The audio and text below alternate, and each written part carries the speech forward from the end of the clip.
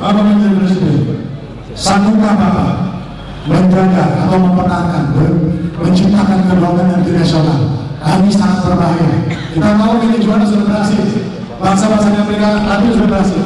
Mampukah Indonesia akan keluar dari jerat asing sehingga kita lebih berdoa setelah kedaulatan energi? Itu saya pertanyaan saya. Terima kasih. Perkenalkan, nama saya Dinarjus Bogor, saya adalah mahasiswa Fakultas Ilmu Sosial dan Ilmu Politik Universitas Muhammadiyah.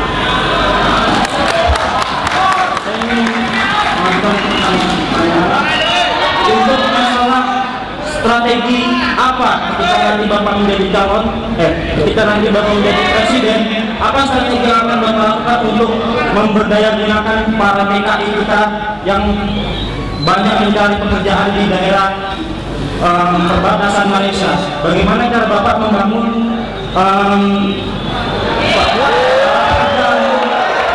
bekerja di daerah perbatasan, jadi tidak lagi mencari pekerjaan di luar negeri, tapi justru memperoleh pekerjaan di daerah perbatasan kita? Terima kasih. Di tempat yang sumber daya alamnya tinggi justru peningkatan kesejahteraan lemah. Kenapa? Karena lebih memikirkan pembagian hasil daripada untuk apa hasil itu. Baru sekalian yang sekarang disebut sebagai tokoh masyarakat Kaltim yang ada di sini, saya ingin tanya, Anda mungkin tahu berapa jumlah minyak yang disedot dari tanah ini, Anda mungkin tahu berapa ton yang diambil batu baranya, tapi tahukah Anda berapa jumlah SD di tanah ini? Tahukah Anda berapa jumlah SMP di tanah ini? Tahukah Anda berapa jumlah SMA di tanah ini?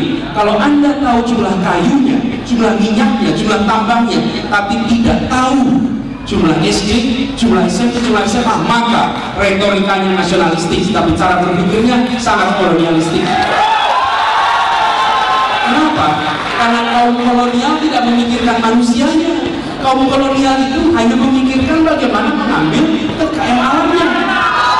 Lalu sekalian, di Kalimantan hari ini, Kalimantan Timur ada 2.200 SD, 700 SMP, hanya 700 SMP, dan hanya 200 SMA. 200 SMA.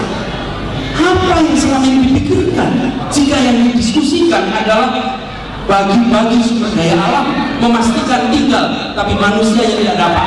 Di sini, sekalian, saya mengatakan kenyataan bisa pahit.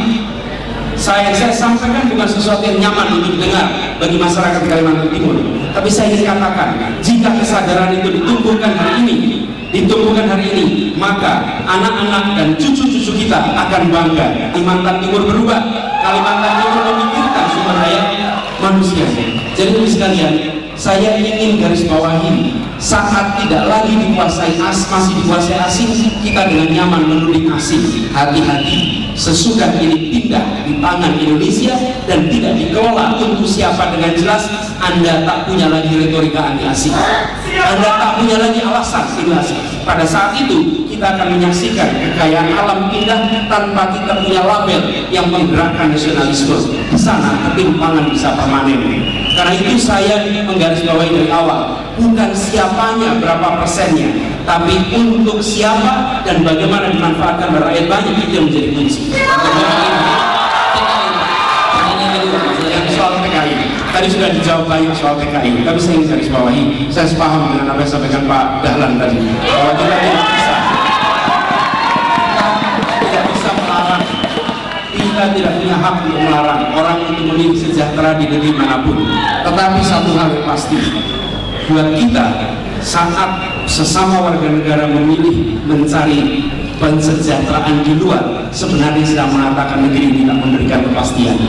Ini adalah satu pesan yang menurut saya harus diubah. Caranya bagaimana? Lagi-lagi yang pergi dari Indonesia mencari kehidupan di luar, low skill labor, tenaga kerja dengan kemampuan yang rendah. Kita harus angkat itu. Kita harus tinggikan keterampilannya, pengetahuannya, tapi tidak cukup. Yang kedua, suplai energi dan infrastruktur sampai ke desa. Dengan begitu, pengetahuan, keterampilan yang mereka miliki bisa menghasilkan aktivitas produktif di berbagai tempat di seluruh Indonesia. Lalu, yang terakhir tidak kalah penting, kita masuk era ASEAN, di mana ada perputaran perdagangan yang bebas. Ya, dalam urusan barrier untuk trade, kita sudah menyaksikan ada eliminasi, ada penghapusan. Kalau saya jadi pemimpin Indonesia, saya akan dorong bukan saja persoalan hambatan untuk perdagangan bebas, yang harus ditiadakan adalah hambatan untuk pergerakan manusia secara bebas. Dengan begitu, orang-orang Indonesia bisa mendapatkan manfaat di luar, bukan saja orang luar yang masuk ke Indonesia. Dengan cara begitu, maka ekonomi community yang dibangun, kita tidak perlu khawatir orang asing yang masuk karena jumlahnya sedikit dan di kelas menengah ke atas bisa menjadi kompetitor. Tapi kita harus dorong agar pergerakan manusia, tenaga kerja itu bisa bebas. Dengan begitu kesejahteraan, bayangkan supir taksi di Indonesia misalnya 1 bulan 1,5 juta. Kalau dia mengerjakan hal yang sama di Singapura, dia bisa mendapatkan 25 juta. Hari ini orang Indonesia tidak boleh bekerja sebagai supir taksi di Singapura, tapi barang dari Singapura bebas masuk ke Indonesia. Saya ingin balik, barang Anda silahkan masuk, tapi orang Indonesia juga harus bisa masuk ke dalam sana. Yang tadi telah memaparkan dengan begitu gawai, dan kami yang sudah juga berapi-api dan berharap supaya siapapun yang nanti diamanahkan dan mendapatkan kesempatan menjadi presiden itu benar-benar menjadi amanah dan juga bisa mengemban apa yang telah menjadi jargon bapak-bapak sekalian yang terhormat, terutama untuk masalah perempuan, karena bilang perempuan adalah umat yang tersisa dan terhormat.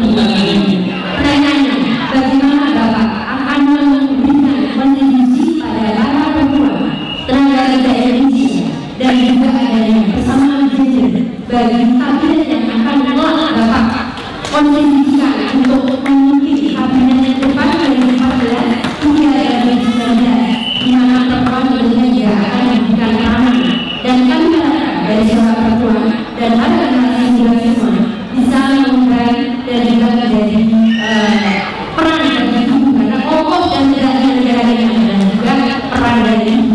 Tidak ada bapak ini tapi ibu ini.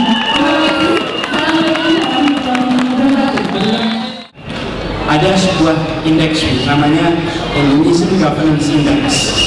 Banyak faktor dimasukkan dalam indeks itu. Salah satunya adalah kesetaraan gender. Dan Bapak Ibu tahu bahwa angka tertinggi antar provinsi seluruh Indonesia yang memiliki kesetaraan gender 7,5, paling tinggi Kalimantan Timur. Kalimantan Timur adalah tempat yang kesetaraan gendernya di antara seluruh provinsi Indonesia tertinggi. Dan ini artinya di sini sudah muncul budaya itu. Kita belum tentu sadar bahwa di sini ada.